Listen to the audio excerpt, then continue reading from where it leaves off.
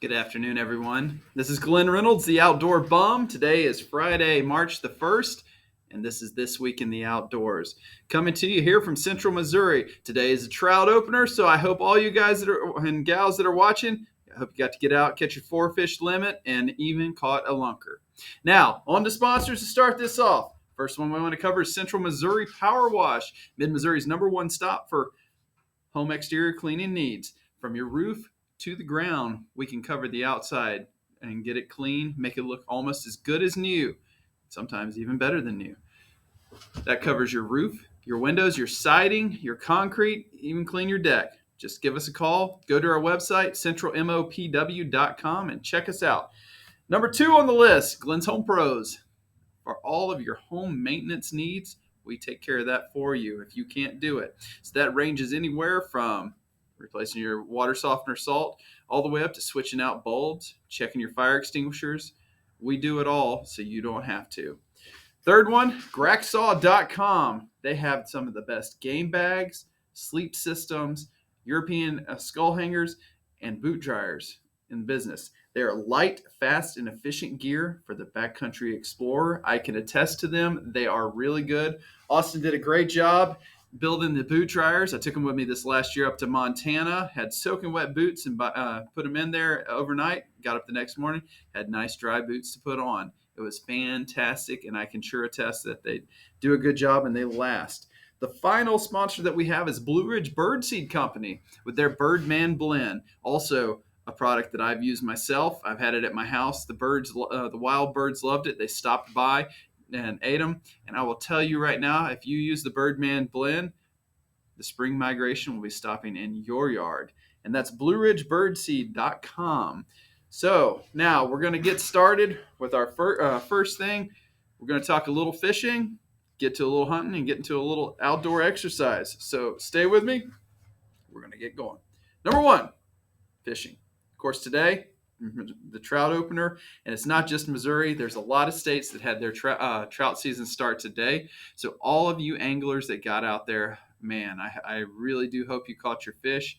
But the main thing is I hope you had a good time. And then when you were done fishing, go and explore the different areas that you had around you. There's so much stuff to be seen out there, and most of the time we neglect to see what's out there. We walk by it and don't even realize it's there. When you're outdoors, just pay attention. There's always something to be seen and taken in.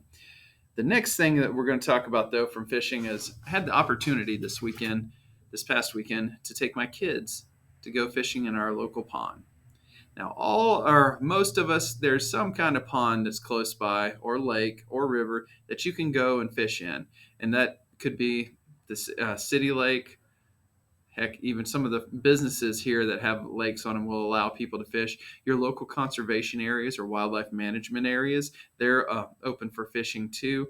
All you have to do is get out and look at a map.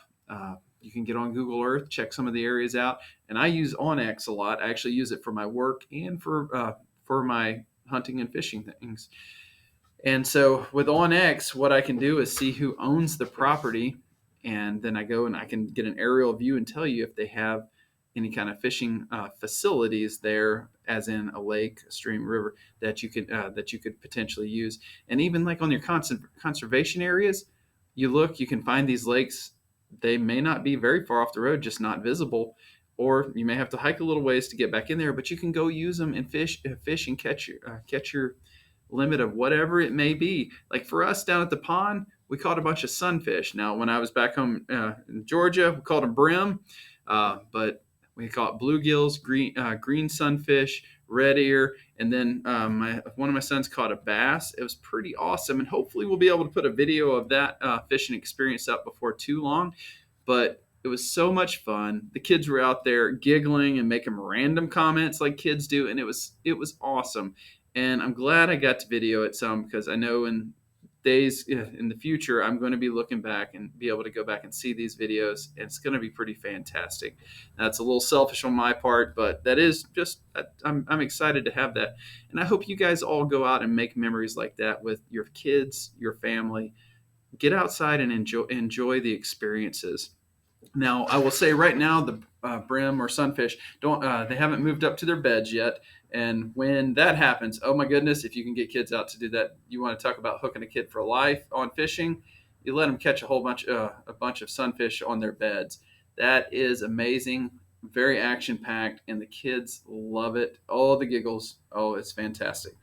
And so one of my favorite memories was we had a pond actually at the place where we were keeping some cows, and we got to go fishing on it. And I went with my dad down there and we caught some fish. It was pretty fantastic experience. But I went down with my uncle one time, Carlton. I appreciate you taking me.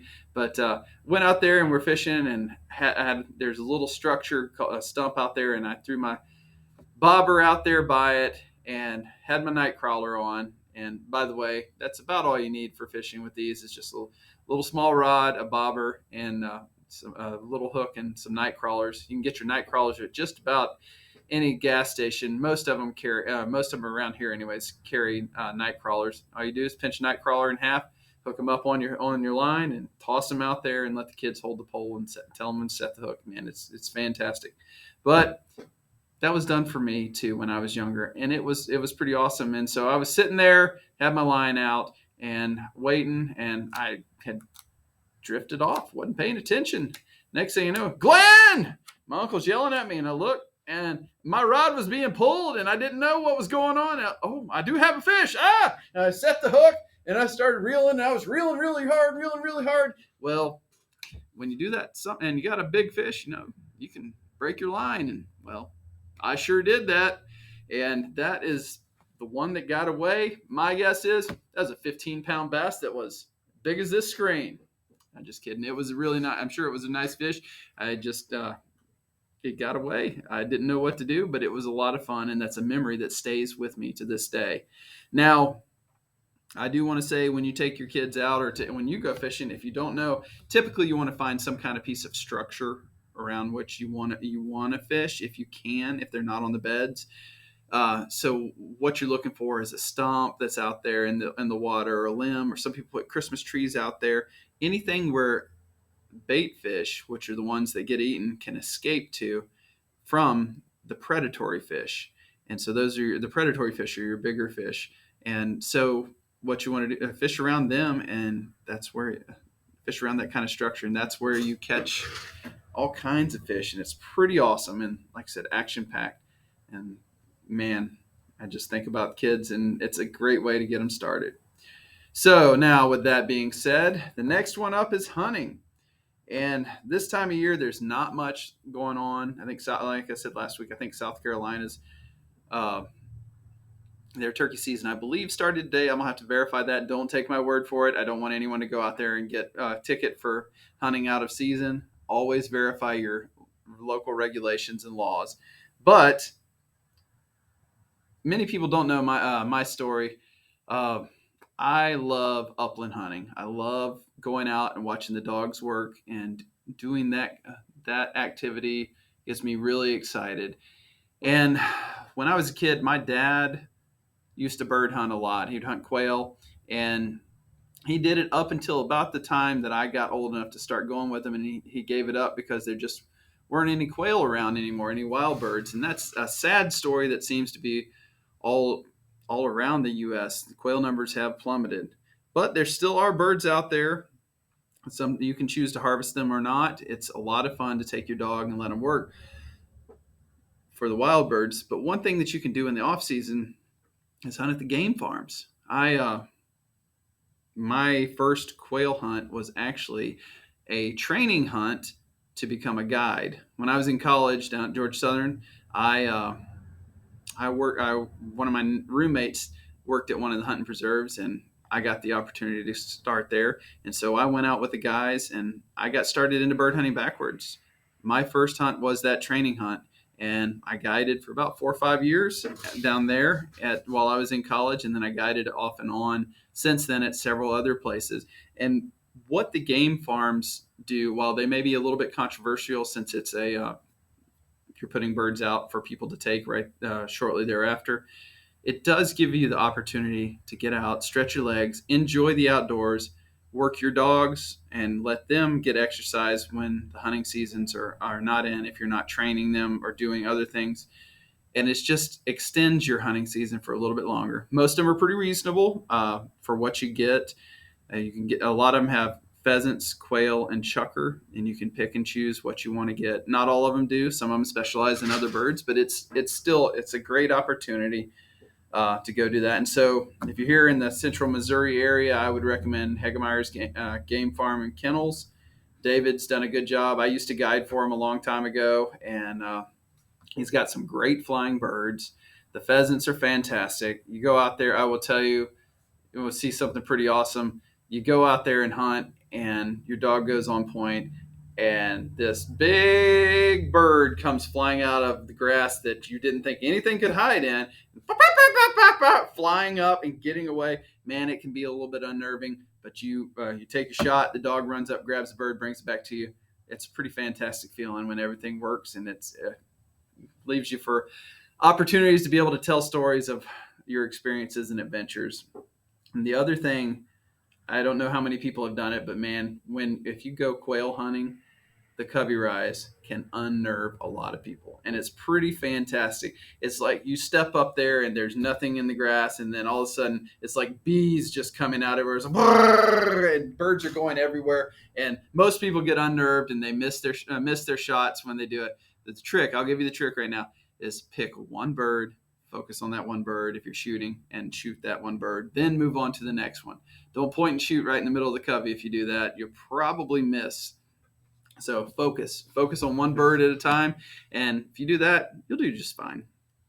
So the game farms, they're pretty, in my opinion, they're a pretty fantastic way to extend your season and get extra work in when you can't find wild birds. And I'll tell you, it's been about 10 years since I had dogs, and I got back into it this year. I have a bird dog named Tucker, and he's a pup. He's going along, and I will tell you, I took him to a game farm to get him started, get him a little bit of experience on some birds, and then I wild bird hunted him, and I did find some wild birds here. But before I found my first covey, I had walked 20 miles and visited 4 different conservation areas before I found the first one. Then I ended up finding some more, but it took a lot of work and a lot of dedicated time, and I know that not everyone has that. So the game farms are just a good extended opportunity. So now the final thing I wanted to talk about was to get out and get exercise. As I'm getting older, I hate to admit it, but I am getting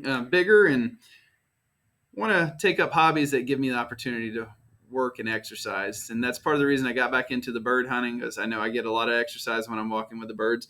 The other thing I like to do is mountain bike. And what I want to talk about today is just gravel road riding. It's pretty easy. You go out, you ride down the local gravel roads. I know here in central Missouri, we have the Missouri River bottoms, and they have a lot of gravel roads that go out through them. And it's a great way to go explore the countryside. Ride for a couple hours, get your exercise. You can go 10, 20, 30, 40, 50, even 100 miles.